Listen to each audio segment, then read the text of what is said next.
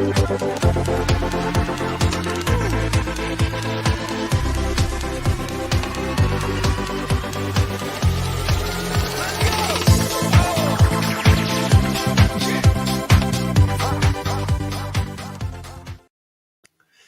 morning, good morning, good morning, everybody, and welcome to Soul Man Surgery here on Tuesday morning, which is the 23rd of February. So this week it's all about making me vulnerable, I think. Yesterday we done soul skipping with myself. Today we have quite a different surgery, and today's surgery is it's with my mum. And it's all kind of coinciding with the whole Mother's Day theme. And I'm going to be speaking to my mum today. She's sitting backstage there. But I'm going to be speaking to my mum today all about my experiences as a medium through life, even the earliest experiences where, you know, I'm not necessarily able to communicate and say what I'm feeling and thinking. So I'm going to regret this surgery. Absolutely going to regret it. So here is my lovely mum, Heather. Hello. Hello. Hi, mum. How are you? I'm okay. How are you? I'm fine. We're going really high pitched. So, mum, obviously, got you on this morning because it's coming up for Mother's Day, a couple of weeks till Mother's Day, and we thought, you know, let's put in my vulnerable experiences as a child and the things that went on when I was little. And there's many of them, you know, loads and loads and loads of things that happened as a child. More specifically, though, I want to go back further than that, before I was born, actually. And I want to speak about your experience as a medium, first of all, because you know, it's very well known now that, you know, when you were, I know you wouldn't call yourself a medium, but I know that growing up, your early experiences in life where, you know, again, sensing and feeling things that nobody else could. So talk to me about that. Well, my earliest memories of it was when I told my mum anything that I had experienced. My mum said it was a dream. And I was told from a very young age not to talk about it, that they would lock me up. So, do you know what's so fascinating about that, though? Like, Granny always, she was like that, I suppose, with me as well when I was little. But then towards the end of her life, things really changed there, didn't they? she realised that it was real. But that's the problem, though. A lot of people think that you're either lying or you're cuckoo. Yeah. And what kind of experiences did you have growing up? So tell us more about, like, what were the kind of things that you were feeling and sensing? Same as you. That's how I recognised it in you. Okay. Can you expand on that? A what? Can you expand on that? Because I know, but nobody else knows. Just feeling like somebody's beside you. Knowing things about people that you shouldn't know if you touch them. I'm a very cuddly person, as you know, but I'm not very cuddly with strangers, and I didn't like to shake hands, and that's the reason why. So in my life, I just shut it out all the time, just the same as I shut it out as an adult, because as much as a lot of people like this kind of thing, I actually don't. And I feel like I've been given something I don't want, like a heart condition or something like that. Mm-hmm. And that's just my preference. And that's why whenever you ask me to talk about it, I don't like talking about it. Yeah. Because it's not my bag.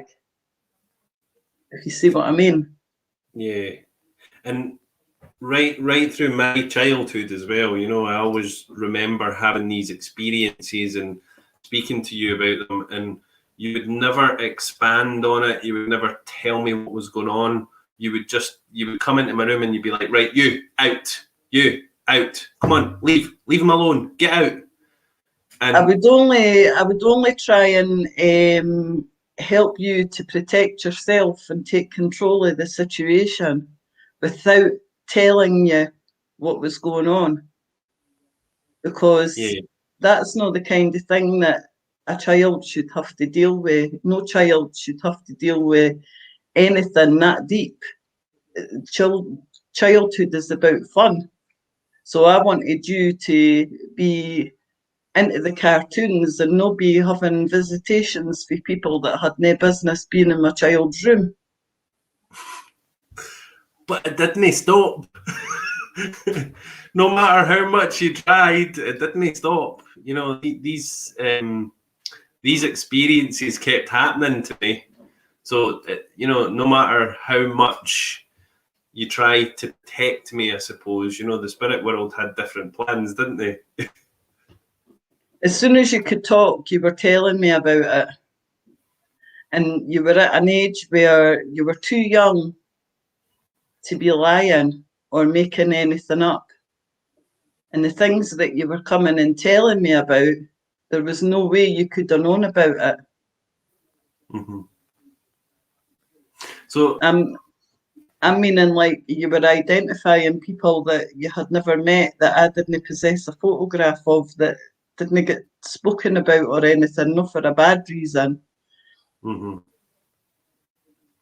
Interestingly as well, you know, like going back even further than that, before I could speak, when I was a baby, what were my experiences as a baby? Like what kind of things was I doing that made you think he's sensing things? Well, sorry to make this comparison, but have you ever had a dog that's looking at something that isn't there? Dog. No, you'll be looking at your dog and thinking, be wagging their tail and dropping the ball and like as if they're looking at a person. That was the kind of things that you would reach your hands out for, like fresh air to pick you up. You would smile and start giggling, not in the same way that a baby would. You could tell the difference. And so obviously, like lots of kids will sit and laugh at, I suppose, thin air. Would you say that was, for me, different to other children? Oh, aye. Definitely. You could tell the difference. It was abundantly obvious. Yeah. Interestingly as well, you know, I remember my very clear, I remember very, very clearly lying in what I think is my cot. It's probably my earliest childhood memory, and I can sense and feel people around me and see them, but I don't necessarily know who they are. I just know that they don't belong here, which is really odd to have that that known at such a young age. So was I ever upset by it, or? Yeah. Often upset about it. And we had a mirror in our hall, and I had to make sure that the door, your bedroom door, was in such a position where you couldn't see the mirror in the hall. I don't know what it was about the mirror, but there was something that frightened you about the mirror. But yeah, you would say that there was people in your room, and they were whispering to you and stuff like that, and they were annoying you and wouldn't let you go to sleep. And I was always like, I remember that. Mm-hmm. I do remember that that mirror. That mirror was actually quite a. Thank you, Gina. Sorry, we've got some lovely people on offering people readings, and our lovely Gina is removing them for us. So thanks for that, Gina. Somewhat. Just obviously when we're going live, we always get people, we call them trolls, that come in and they start offering our audience readings and all the rest of it. So I suppose that's can be helped. But Gina's sorting them out, so it's totally fine. So yeah, that mirror, I remember vividly standing in that mirror, and I can remember seeing these shadows with like really thin rims of light around them, like darting around the room. I also remember the older I grew, the more things changed as well. So, you know, like I suppose my experience and how I was perceiving them changed the older I got. And I remember feeling this immense pressure as well from like friends and that type of thing, you know, like telling my friends about what I was experiencing and they didn't understand it. Mm-hmm. And then going to you and being like, Mom, nobody understands what I'm saying here. And you would always say to me, don't tell anybody. Stop telling people what's going on with you. Just don't say anything to anybody. Keep it to yourself. So, but that was exactly why, though. Yeah, because you were trying to protect me. Yeah. See, when we're growing up, we're all influenced by what our parents tell us. Mm-hmm. And when children are frightened of the bogeyman, frightened of the dark, thinking they can see things in the dark, parents don't take it seriously because they didn't believe in anything like that. Mm-hmm. And they just try to pacify their child and put their child to sleep and stuff, which I was guilty of then as well. But put it this way, you talk about the man on the moon or the Martians or whatever's out there in the galaxy, and people will say, oh, there's no such things as Martians, there's no such things as UFO, and there's no such things as ghosts. Well, we're here. Yeah, I remember you would never ever say to me, I don't ever remember you saying you're only imagining it, stop being silly. You would always come in and you would be able to, I always found that really strange how you were able to get rid of them and, you know, know where they were. And I never even, like, thinking back in it, it makes total sense that you knew where they were and that you knew what was going on. But I never really thought about it. I never thought my mum can sense and see them and nobody else can. It was really strange. I also, I'm sorry, I'm being really nostalgic. I'm going away in my thinking now. But I remember being 12 years old, and I can remember, like, I had a really close bond with Grandad, your dad. Me and him were like inseparable, weren't we? And I spent most of my free time with my granddad. And do you remember weeks before Grandad passed, there was nothing wrong with him, but can you remember me being really upset saying that he was going to die? No, I can't remember that. So I remember I was lying in bed and I was crying. And I remember saying, Mum, I feel like something bad's going to happen to Grandad. And you kept saying, stop being so bloody stupid. And then weeks later, or a couple of months later, obviously, I don't want to upset you at the same time, but, you know, Stephanie and I, my sister, your daughter, we had went to Grandad's on the Thursday night, and it was Thursday the 21st of November, 1996, and we'd went to Grandad's on the bus because you were working night shift and Dad was working also, and we got to Grandad's. There was no like lights on in the house or anything, and Stephanie and I managed to break in. I still don't know how we managed to get in the house, but we did. Couldn't get the electricity to go on for whatever reason, and walked up the hall and got to the living room door, and the chair was pushed against the living room door, which is always what Grandad had done, so we knew he was in. He always used to push the chair against the living room door. And so then what happens, I'm just sharing this for everybody watching. Then what happened is we walked in and my Grandad was lying on the couch, and I knew he was dead. We could, you know, walked over and I could, when I touched him, his skin was cold and hard. Stephanie touched him and ran out the house screaming. I don't know where she went, but she ran out the house screaming, obviously to go and get help. But when I was sitting there with Grandad in that moment with his body in front of me, I could feel his hands on my shoulders behind me.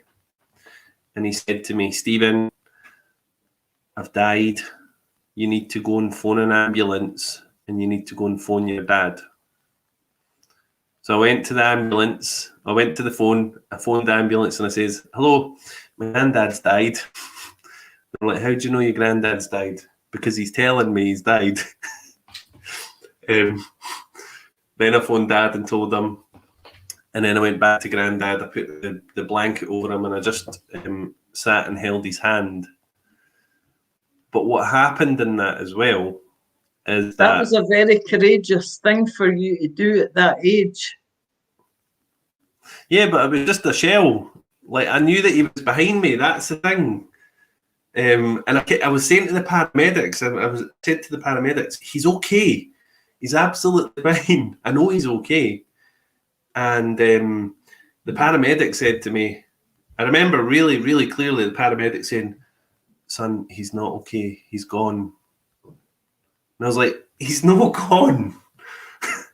Like, he's here. And I suppose adrenaline and everything else, you know, but I could feel him and I could sense him in the room. But what's interesting as well is that night you were obviously on night shift and you were working, and we found him at 9 o'clock at night.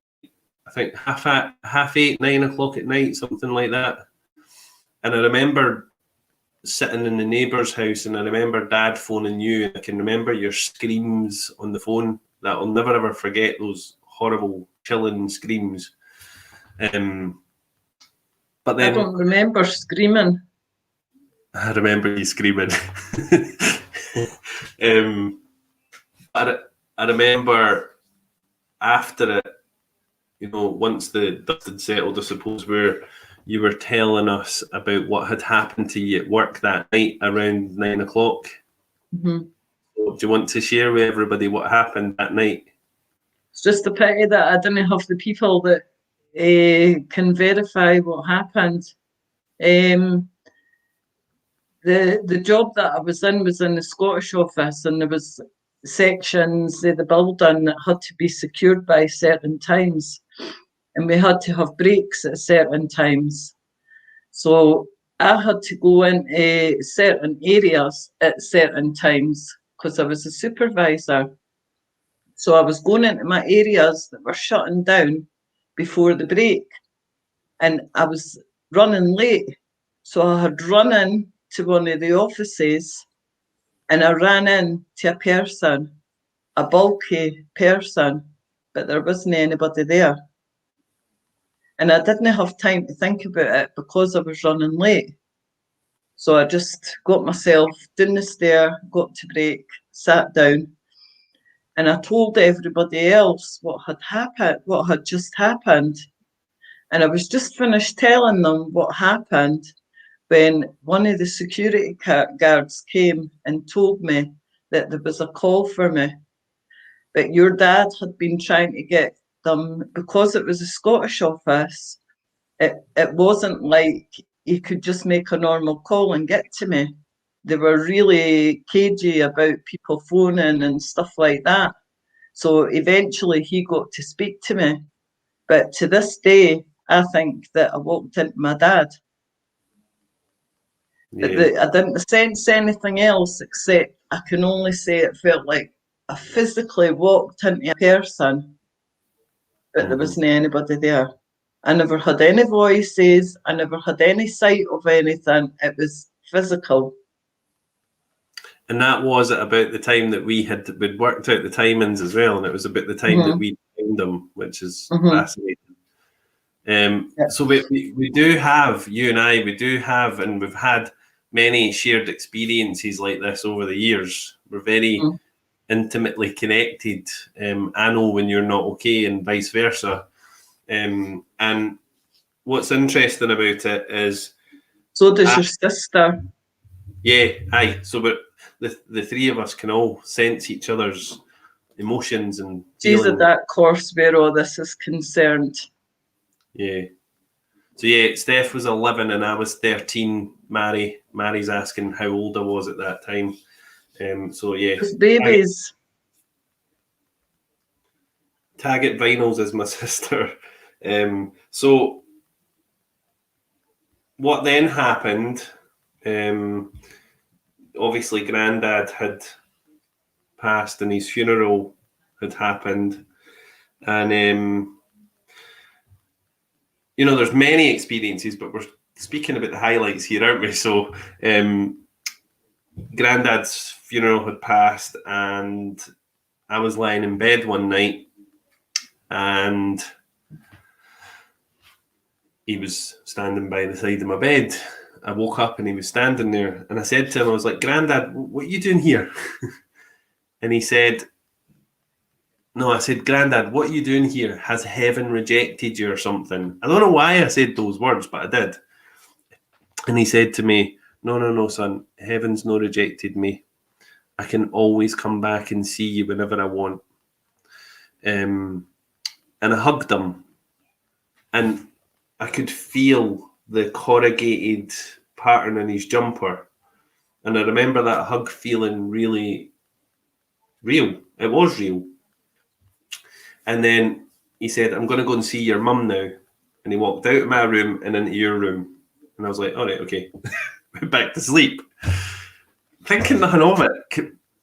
And then in the morning, I got up in the morning and, I think I'd got up about 11 o'clock that day. And you and Dad were downstairs speaking in the living room, as you did back then. And I got up and you looked at me and you said, Stephen, what happened last night? Did you experience anything last night? Do you remember that? No. So you'd asked me anyway, and so I told you, shared with you what had happened, and I remember looking at Dad, and he was sitting like this, like he was gobsmacked. But you'd just told him that night you'd walked out the bathroom and you thought you seen someone standing beside my bed, but you thought that it was the posters that were on my bedroom walls.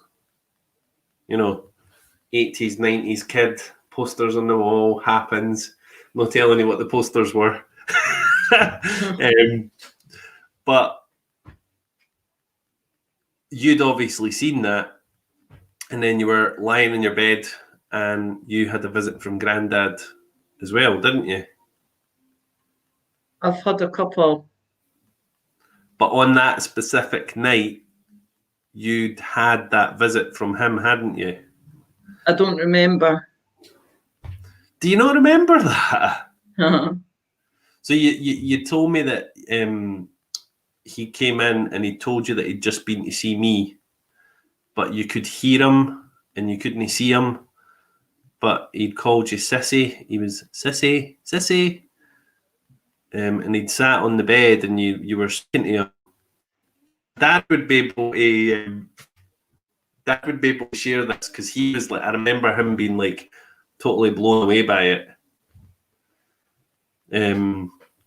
Listen, Stephen, the bodies that we're in, this is only a trial period. They're only on loan. This isn't the end.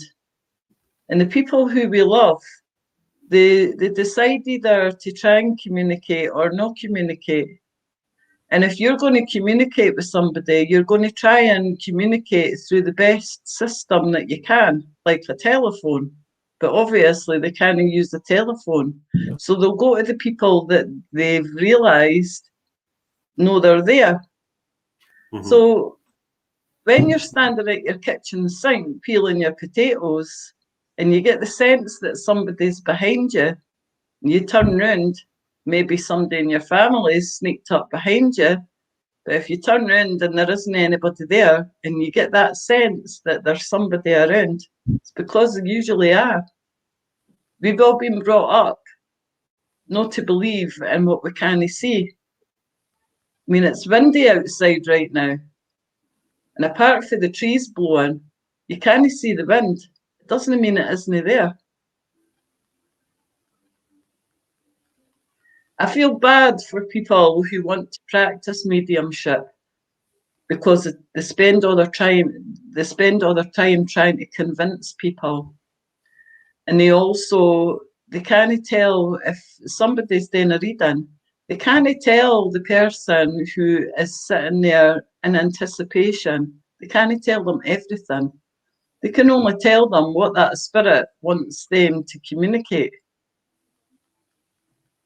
Yeah. But this isn't the end. We've only borrowed these bodies.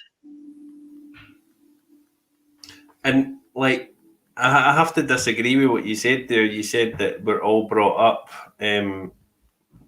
being convinced not to believe. I certainly wasn't. I grew up with a mum who you encouraged me to trust my intuition, you know, albeit you did warn me and say, like, stop telling folk that there's dead folk around them. Because they'll just put you away. They'll, you know, I can see where your thinking came from with that. But I suppose I am very grateful to you and the spirit world for helping me in my journey through life. But not all parents, people don't think the same way that I do, because you can only really appreciate it if you've had an experience or you're interested in it. Yeah. But most people think it's a whole load of bull. I have to say, Mum, right? I have to say, like, there's a really big difference between someone who's brought up believing in something, right? Because, and let me speak with this, right? So, just say that you brought us up Catholic, or you brought us up spiritualists, or you brought us up, you know, Hindu, or whatever, right? So whatever the religion is that a family follows or believes, then becomes the beliefs of the child or the children, yeah, until they're old enough to sort out their own mind. I was really different. So I wasn't brought up with any religious belief. I wasn't brought up with any, you know, there was nothing at all that you would not even tell me that the people that I'm experiencing spirit people. So when I was experiencing these things, you wouldn't say to me, it's the spirit world, Stephen. All you would say is, Stephen, just tell them to go away, but mean it from your heart. Mean it from right here in the center of you. And trust and believe it when you're saying the words, go away, leave me alone. But you never told me that it was the spirit world. You never told me that it was anything like that until I got to 15 and I was in school. Do you remember? You might not remember, but I'm sure you will. But I was 15 at school, and I was just at that stage where I was 15 and I was like 2 months till I was 16. So I didn't really need you if I was going to the doctors and stuff like that. And I remember at school, I broke down and I got really upset in school. Do you remember? And the guidance, so that I told the guidance teacher that, I was sensing and seeing, feeling things. And then I went for an assessment at the Royal Edinburgh Hospital in the psychiatric unit. Do you remember that? Mm-hmm. And the two nurses in the Royal Ed that I spoke to, one of them, I suppose I was really, really lucky at the time because they could have medicated me and put me away, But I remember the nurse saying to me, so how do you know that there's people that you can't see? Do you hear voices? Do you sense things that aren't there? And I was like, these are real people. I can't make you believe me, so I'm not going to try to make you believe me. But I know that what I'm experiencing is real. And they're as real as you are now. And she said, so do you see anybody around me?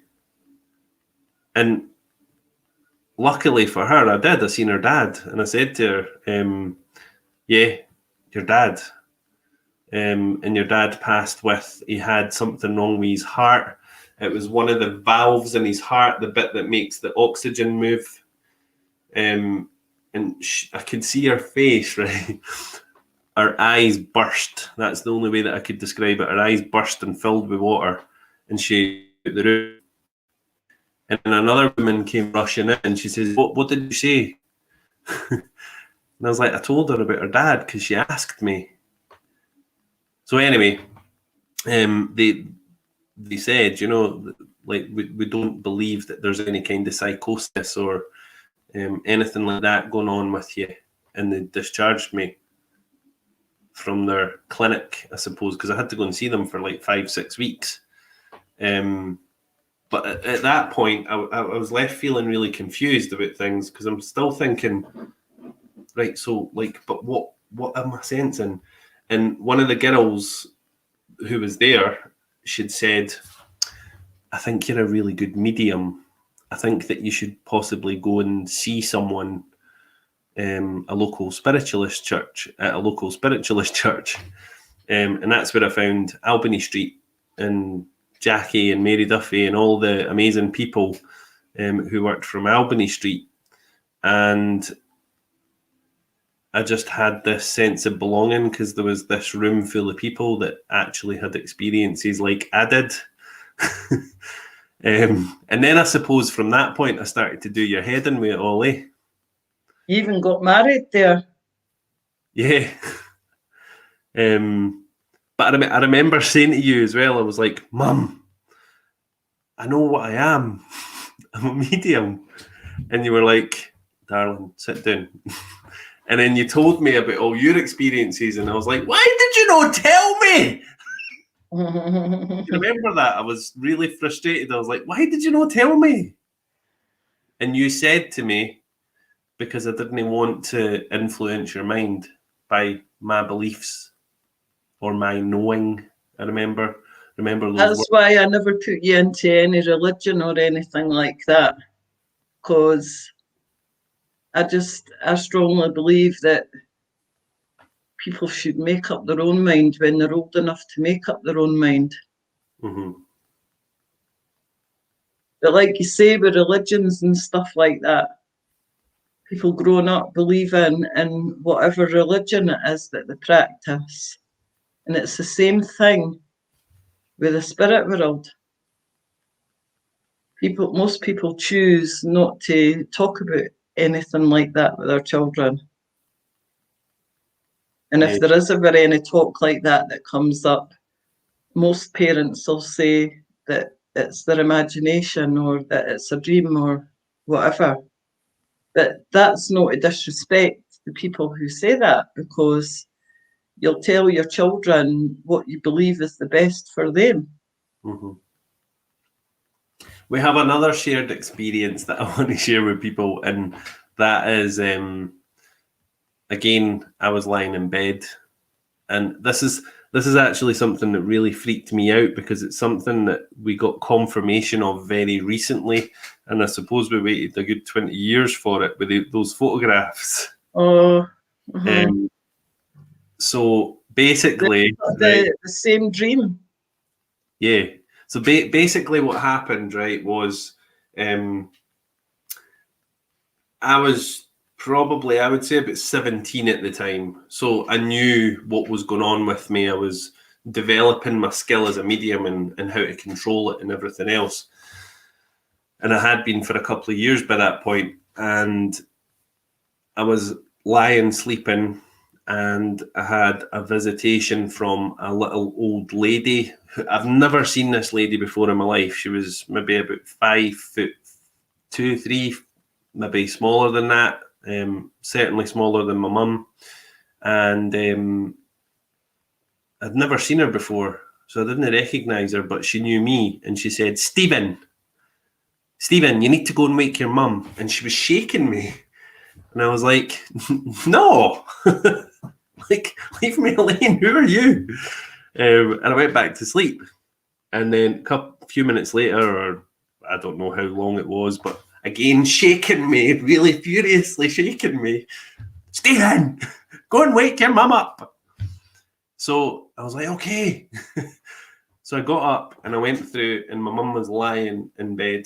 So actually, the first time I did get up, and I looked around the house and I couldn't find you, but I think I was still in that dream state. So the second time, anyway, I got up and I went through to your bedroom, and you were lying in bed, but you were really pale and you weren't breathing. And I shook you. I was like, Mum. And I was like slapping your face, and you like, it was like you came up for air. You know, you like gasped, and you're like, what are you doing? It was like if you're drowning and somebody pulls you out of the water and you're like, yeah. And your dad was like, don't you wake your mother up like that. I got her out for that. He was like, go to your fucking bed. Anyway. No, because it was first time, it was early in the morning and you went for a shower. No, it was early hours of the morning. It must have been about 5:30, 6, was it not? No, it was quite early, maybe about 6, 7, and you went for a shower. Straight after your dad went, don't you wake your mother up like that. And you went for a shower. And when you were in the shower was at the other side of the house. The door was obviously shut. There was the sound of the water and everything. You couldn't have heard me and your dad's conversation. And your dad, I said to your dad, I've just had the weirdest dream. And I basically explained that I felt like I was dying, and that Stevens woke me up. Somebody in the spirit world's got Stephen to come and wake me up. So when you came at the shower, I asked you why you woke me up like that, and that you gave me the explanation that you've just explained. But when you were there as well, because I remember you sharing with me that you were just in this place where you could see and feel like family members that you hadn't seen for a long time, and Grandad was there. Kept telling me to go home. And so he kept pushing you back, didn't he? And saying, like, go back, Heather, go back. And then obviously he said, go back. And then you woke up and I was there. But what makes it, because all these years we have never known who this woman was, right? And last year my granny was very, very ill. She was dying, which is Mum's mum. And at the time we didn't know she was dying, but she'd had many heart attacks. She was very frail, amongst other things. She was falling apart. And Mum had managed to get a picture of my granny's mum from Auntie Barry.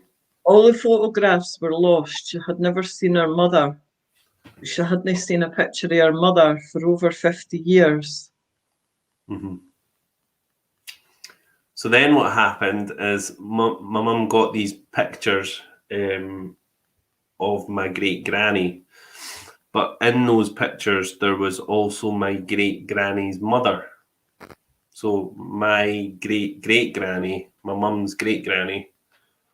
And when I seen the picture, I was like, oh my God, that's the woman that woke me up. I was like, honestly, my whole body, because we'd waited all those years for that confirmation. And see, when I seen the picture, I was like, that's the woman that woke me up that day. And I was gobsmacked by it. And see, when I told Granny, and she said, are you sure? It might not have been. I was like, Granny, I'm telling you, it absolutely is. So, yeah. How great is that experience, though? Also, as well, you know, we lost Granny last year in September last year, and me and Mum were lucky enough to be the two people standing with her as she passed. And I remember saying to you, Mum, you know, like, she's going to go this afternoon. I can feel it. And you were like, no, she's not. I was like, I'm telling you, she's going this afternoon. And we'd went out for a cigarette and we came back. And when we came back, the staff in the hospital, they had gave her a clean. It's almost like they knew, or she knew, what was going to go on at that point. You know, we came back and she looked lovely. She was in her mint green pajamas. Did they change her pajamas actually? No. But I know that they cleaned her up. And Mum and I were standing by her sides, and everybody was exhausted. You know, my sister had went home, Uncle Neil had went home, and we were standing by her sides, and I'd put her song on, the song that was her and Grandad's song, I Always Live to Love You by Cilla Black. So in fact, it wasn't it. It was You're My World by Cilla Black. I can't remember what was playing. Yeah, it was. It was You're My World. So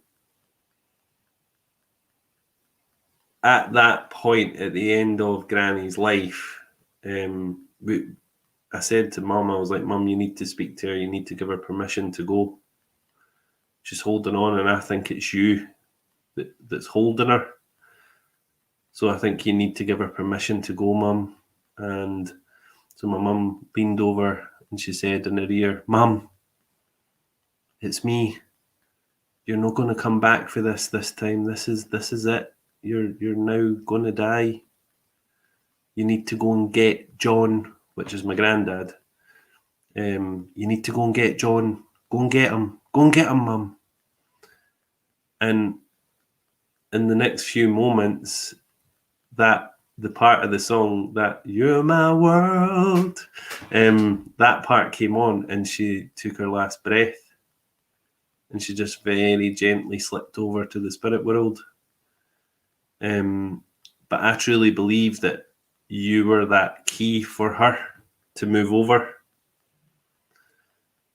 And I didn't want to upset you, have you greeting live on Facebook, but you know, I know that Granny wasn't always the warmest, loveliest, gentlest mother to you. I know that, you know, your childhood, she was a wee bugger at times. And she wasn't very nice to you, actually. But then what's fascinating for me is I'm a waffling, maybe. What's fascinating for me is Granny said something to me that really changed my thinking. And she said, Stephen, I was a bugger when I was young. And I was a bugger to your mum, and I was a bugger to your Uncle Neil. But see, when you and Stephanie were born, you taught me how to love properly. And I always thought that was really strange, her saying that. But would you agree with that you seen a very different person in her when we were born? Mm-hmm. Well, that's about how you're brought up as well. Way back in the days, they had rough lives, and people were treated in a much more rough, if that's the right word, manner. So because they didn't know any better, they passed that on to their children. Mm-hmm. And I think for me, I am absolutely honoured to have been part of the end of Granny's life where she allowed you to forgive her. And I think she needed to hear that forgiveness, because you told her that you forgave her as well, didn't you? I forgive you, Mum. And I said to you, Mum, tell her you forgive her for everything.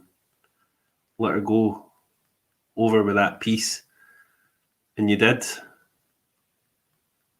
And how did that feel, Mum? To give forgiveness? It felt good. And, you know, there might be people here watching this today. I knew that she wanted my absolution. Both me and my brother knew that she wanted my absolution, because one of the heart attacks that she had when she thought that she was dying, the things that she was saying to me, I knew that she wanted my absolution. So I gave her it. Nobody should ever die without forgiveness. Mm-hmm. A lot of the time, that's why spirit comes, because there's something, obviously, they've got unfinished business. That's really interesting for me as well, because since Granny's passed, I haven't really sensed her. And we spoke about this last week. I was on Zoom to you and we were chatting about this, and I'd said to you, I haven't really felt her. She's not came forward and like given me a direct message, like, you know, like the experiences that I've had with Grandad standing beside the bed and talking to me. But I've had nothing. I truly believe it's because she passed with that peace and that forgiveness. And I think that if I would like to share anything with all of the people watching today, by the way, this is our most watched surgery. We've got like over 50 people watching live.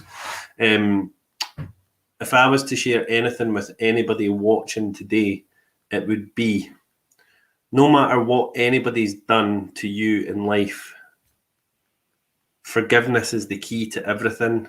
You know, everything that's happened in the past, you can forgive them for that.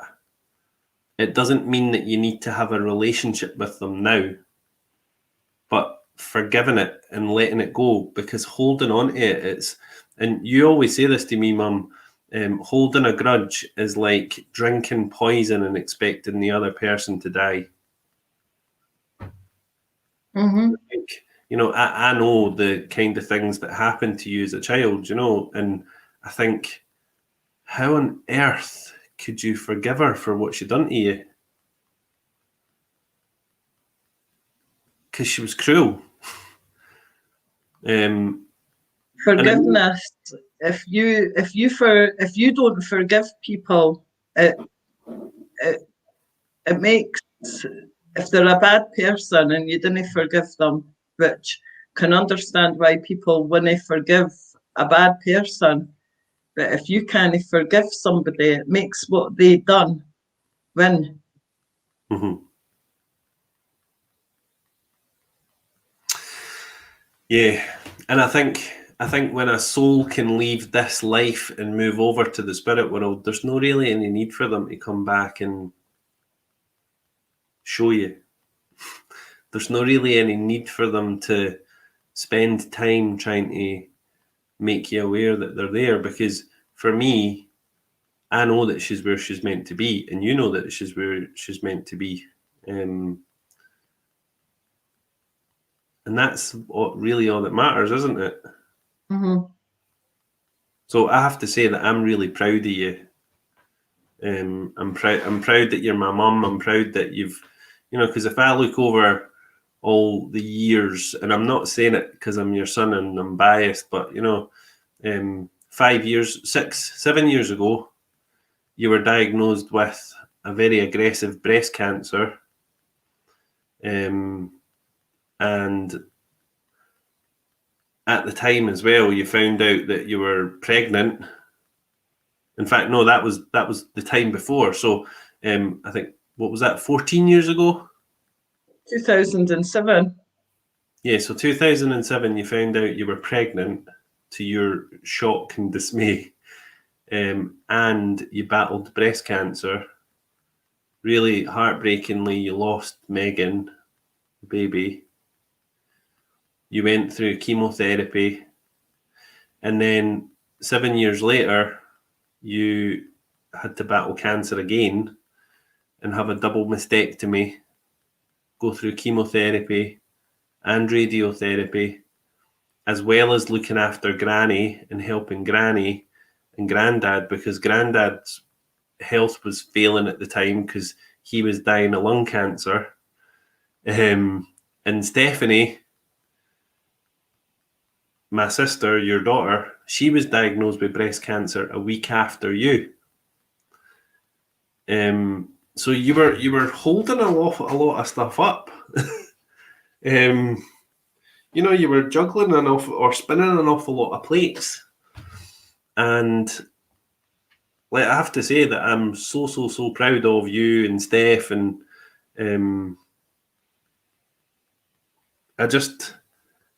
I watched you. This sounds like I'm now like at your knees licking your feet.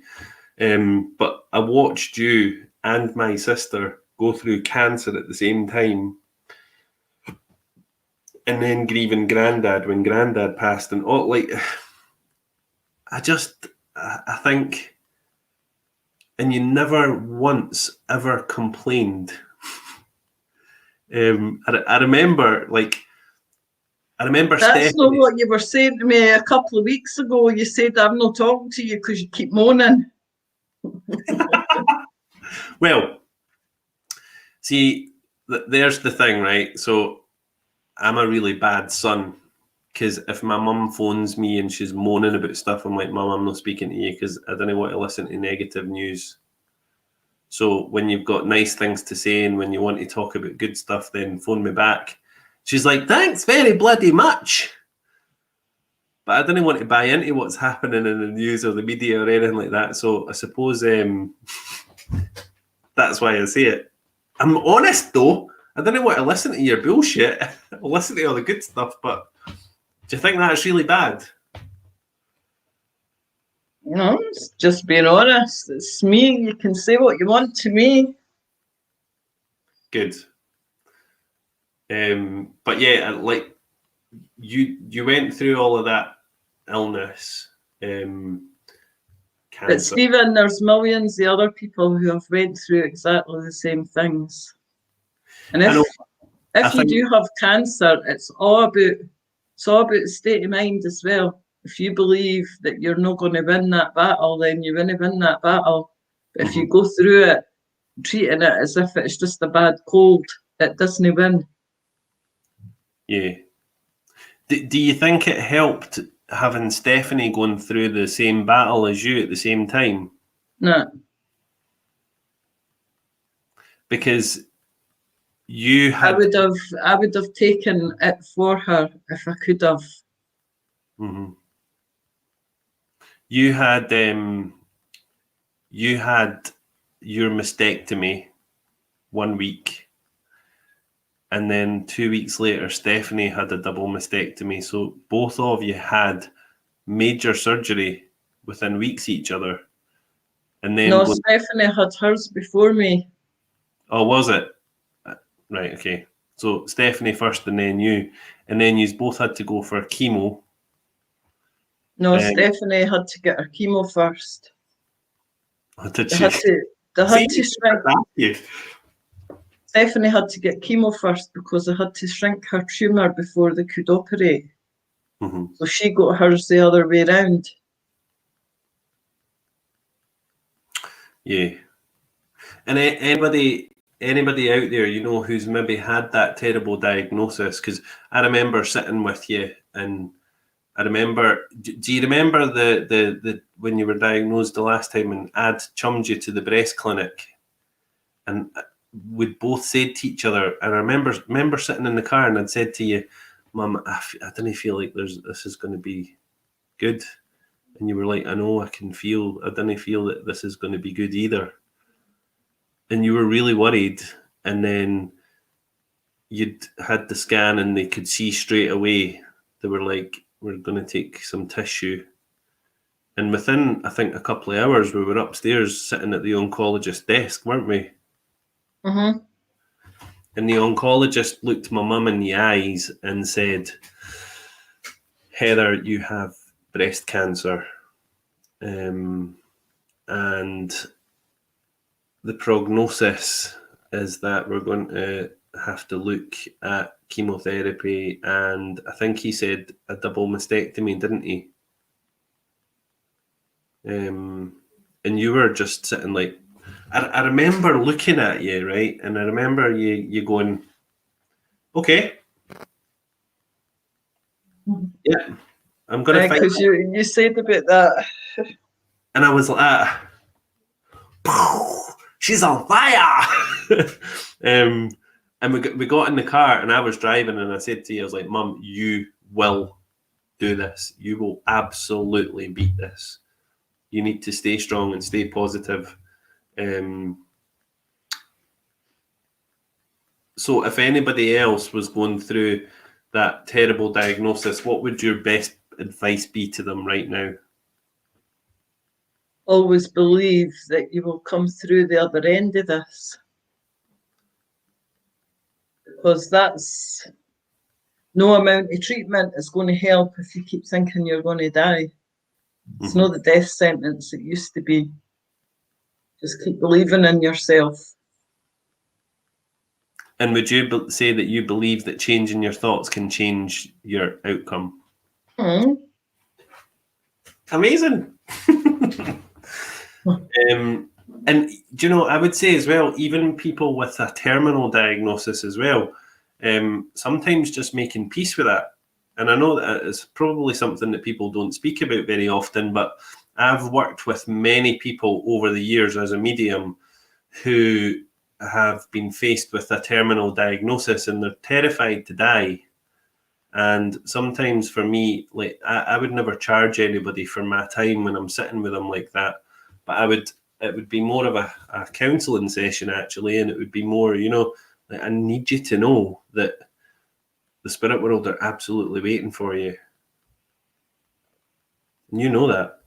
And they're like, I do know that, but I'm terrified. I don't know if I would go as far as to say that to them. But it's true.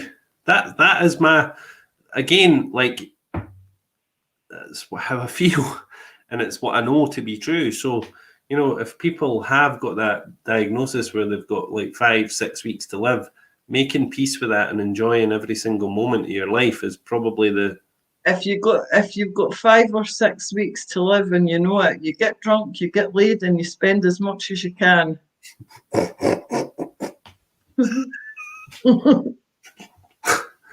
Mum.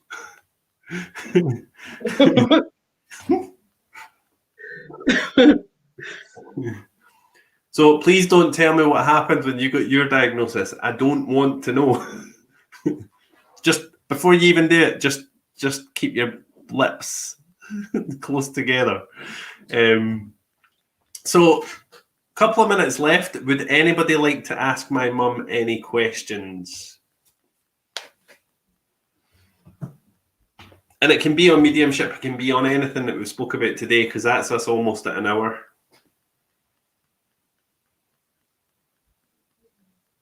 It does take a couple of minutes for people to start asking questions. It's 10:30 now. Yeah, but because we go live, we always finish about 3 minutes past.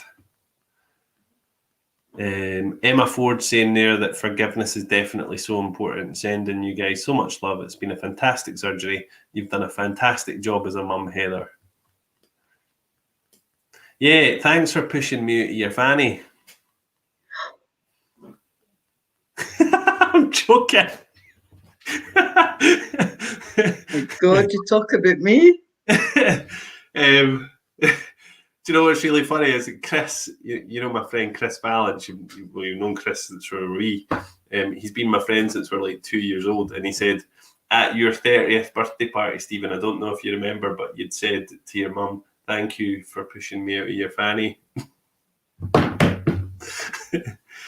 I don't remember saying it, but hey ho, I was obviously drunk. Liz, amazing. So Liz is saying, what a beautiful gift to have. You're right. I'm going through the same thing and I'm dealing with it. Amazing, Liz. That's inspirational. Karen is saying there, inspiring workshop, such a positive message. Amazing. Lisa, Stephen, my son is watching. Lisa, I do apologise. All the kids should be at school. Oh, look, Dad's watching as well. Dad's watching from Australia. So that's interesting that Dad's tuned in. Dad, can you confirm? Well, I don't know. Probably you will be able to confirm.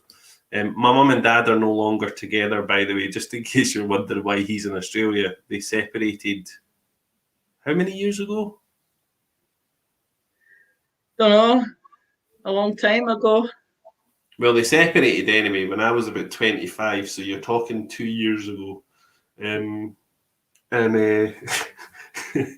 he lives in Australia, and Mum obviously lives here. Loved watching this. You guys were fab. Loved watching this. Love that your mum is open to spirit and your mum's positive outlook. Thank you very much. And Lisa is saying, so is this where I'm going wrong then? But forgiving him, I just don't know if I can forgive him. Yeah, so would you say, so Lisa's saying there, so is this where I'm going wrong then, not forgiving him? So Lisa's partner passed away last year, maybe the year before. And I would imagine that that's what Lisa's talking about there. You know, like, should you forgive him? Everybody deserves to be forgiven. Yeah. Totally agree. Totally. There is some things I would never forgive somebody, like if somebody that's done something really bad to a child or something like that. I could never find it in my heart to forgive that. Mm-hmm. It's a hard one, but I think what you can do is, I don't know. I would say forgive your attachment to it. Maybe if it's something that's as difficult as that. Would you agree? Or let go of your attachment to it if it's something that's really horrible, like you need to forgive yourself for responding to it or whatever, you know, and then say, listen, I forgive you, but I'll never ever forget what you did in that terrible act. I don't know. Lisa, yeah. So yeah, he did. He passed away in bed with his son next to him. It was pretty horrendous.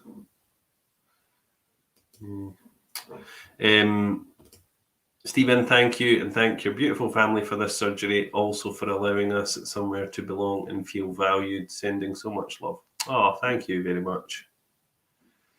Amazing. My mum is an inspiration. She absolutely is. She is. How old would you say she is as well? Because I just want you to like make her feel really good.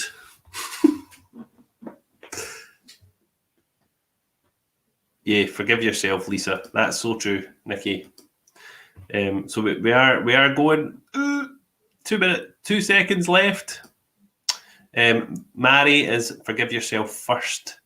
They might not think they've done anything wrong. Absolutely, forgiving yourself first. So you got 54. Whoa! Sarah thinks you're 54. Vaughn thinks you're 55. They're trying to do the maths now. They're thinking how old I am and how they can.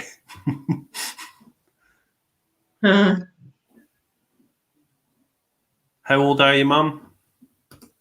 I'll be 57 in July. Yes. And you had me when you were what, 18? 17? Must have been about that. Something like that. So yeah. Last thing that I'm going to ask you. What's your thoughts on having a son as a medium?